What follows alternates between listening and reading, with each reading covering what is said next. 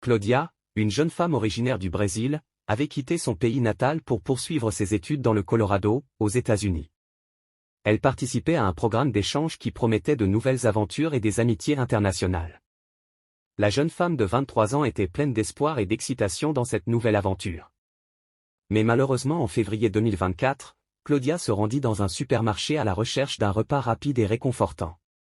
C'est là qu'elle découvrit une soupe prête à l'emploi, emballée dans un contenant en plastique.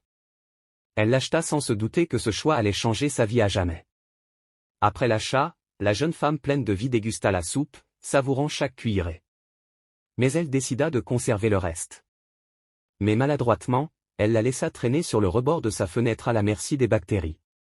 Quelques jours plus tard, après la consommation du reste, les premiers symptômes apparurent, paralysie, vertige, vision trouble et essoufflement. Elle fut transportée d'urgence à l'hôpital.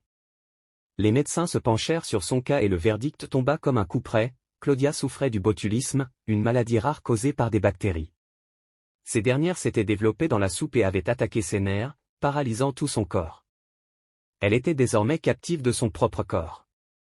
Claudia passa des semaines à l'hôpital, branchée à une machine respiratoire.